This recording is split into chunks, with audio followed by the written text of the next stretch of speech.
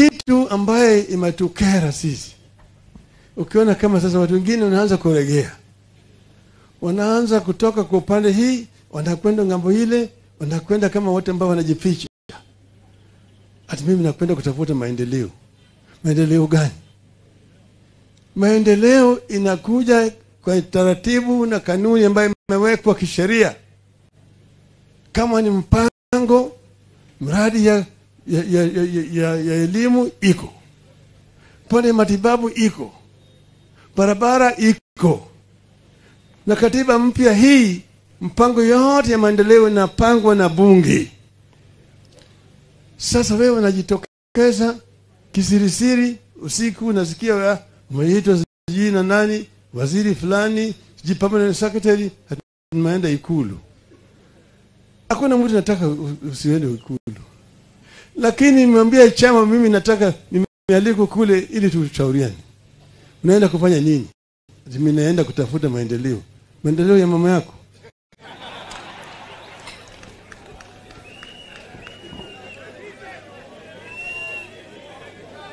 Kwa sababu kama ilikuwa ni kitu ya wazi, unaleta hiyo kitu watu wanashauriana, alafu wanakubaliana ati hii na hii. Ukishaenda kule sasa, wewe unaongea lugha tofauti na watu.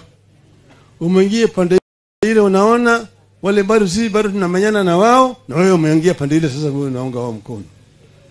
Sasa wewe umekiuka ahadi ya wananchi, umekuwa msaliti, umefanya kitendo cha usalati, na usalati ndio hatutaki.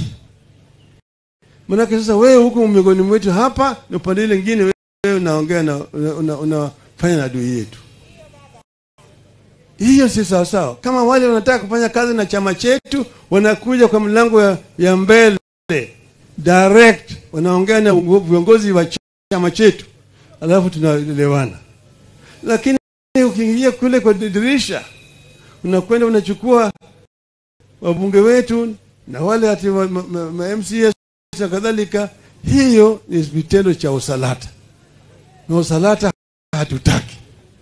Ndio sababu tumesema tunachukua hatua ya kinidhamu dhidi ya wale ambao tumeona wanakiuka maagano na wananchi, wale ambao wanataka kusaliti chama chetu.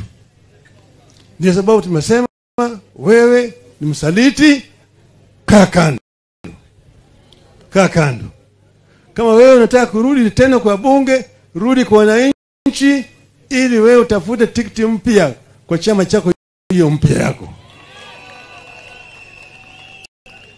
Turudi na wewe. Na hiyo sheria bado iko. Wakati tulikwenda kwa bunge ya kwanza, bunge ya 7, baada ya kuleta serikali mfumo ya utawala ya vyama vingi 1992 na 93, wengine walitoka pande wakaenda ngambo ile.